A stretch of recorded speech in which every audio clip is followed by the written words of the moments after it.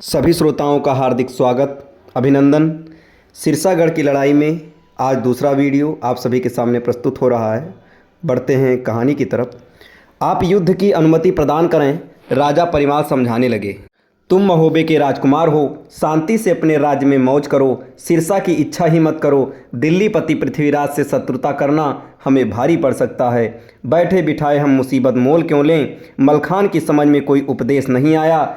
उसकी तो एक ही रट थी कि हमारे जवान होते हुए हमारे हिस्से पर कोई और राज क्यों करे। ये हमारी शान के विरुद्ध है।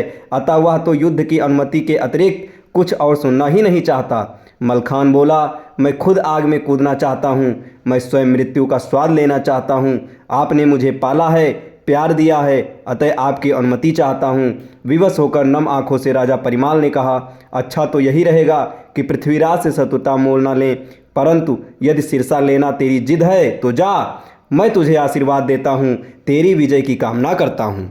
मलखान ने राजा के चरण स्पर्श किए और तुरंत दरबार से चल पड़े। उसमें एक अदम्य उत्साह था। वह रानी मल्हना के पास भी आशीर्वाद लेने गया। माता मल्हना ने उसे पुचकारा, छाती से लगाया और विजय के लिए आशीष दिया, परंतु अकेले जाते देख उनकी आंखों में आंसू थे। अंत में वह माता तिलका के पास गया, उनसे भी गले मिला, चरण स्पर्श किए और चल पड़ा।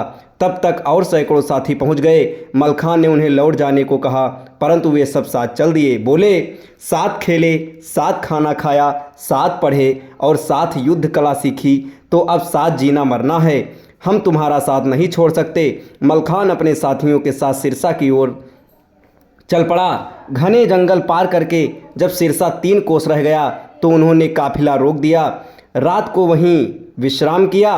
प्रातः उठकर नित्य कर्म से निवृत्त हो युद्ध की तैयारी की। तभी विचार बना कि सिरसा के पारत सिंह को पत्र लिखकर सावधान करना चाहिए। मलखान ने पत्र लिखा, सम्मानपूर्वक संबोधन करके लिखा, सिरसागढ़ मेरे बाप का है, मैं इसे लेने आ गया हूँ।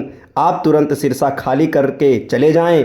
इसी में दोनों पक्षों और नगरवासियों का हित है, अन्यथा युद्ध से निर्णय तो हो ही जाएगा। हरकारा पत्र लेकर पारत के पास पहुंचा।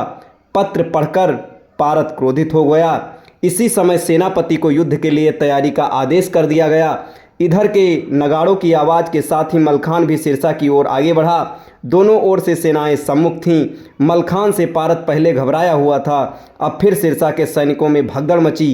पारत भी शाम होने तक तो लड़ा, फिर उसने दिल्ली पति पृथ्वीराज को संदेश भेज दिया, महोबे वालों ने आक्रमण कर दिया है, आप मदद के लिए सेना भेज दो। हरकारा रात भर घोड़ा दौड़ता हुआ दिल्ली पहुंचा और राजा पृथ्वीराज को पत्र दे दिया। पृथ्वीराज ने धांधु के नेतृत्व में कुमुक भेजी। साथ ही धीर सिंह को भी संदेश भेज दिया कि वह अपनी सेना ले जाकर पारत की सहायता करें। इधर प्रातः होते ही महोबे में राजा परिमाल ने आल्हा से कहा, यदि मलखान को भगवान न चाहे कुछ हो गया तो जग हंसाई होगी। सब कहेंगे कि अकेले लड़के को भेजकर मरवा दिया।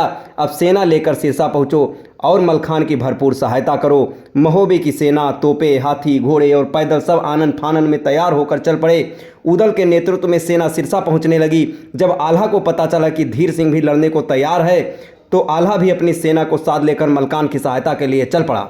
धांधु, चौड़ा और चंदन की फौज तो दिल्ली से सिरसा पहुंच ही रही थी। धीर सिंह और आल्हा आमने सामने टकरा गए। धीरज सिंह ने कहा कि सामने से तो अपना घोड़ा हटाओ। आल्हा बोले, हमारा घोड़ा कहर है, आप अपनी हाथी दाएं बाएं कर लो। दोनों भिड़ गए तो धीरज ने सांग फेंक कर मारी। आल्हा ने बचाव कर लिया, सांग नीचे जा गिरी। धीरज ने बुर्ज उठाकर चलाया, आल्हा ने पकड़ लिया। धीरज ने जोर लगाए पर छुड़ा न सका और हौदे से नीचे कूद गया। धीरज ने तब पूछा, तुम कौन हो? आल्हा ने कहा, मैं दशराज का पुत्र हूँ। आल्हा महोबे के राजा परिमाल का पालित हूँ। मैं धीर सिंह से मिलने जा रहा था, सो धीरज सिंह तुमसे मिलकर बड़ी प्रसन्नता हुई। धीरज भी आल्हा से मिलकर खुश हुआ। दोनों मित्र बन गए। अब इसके आगे की कथा युद्ध में क्या हुआ आपको अगले वीडियो में बताया जाएगा। तब तक हमारे साथ बने रहें। धन्यवाद।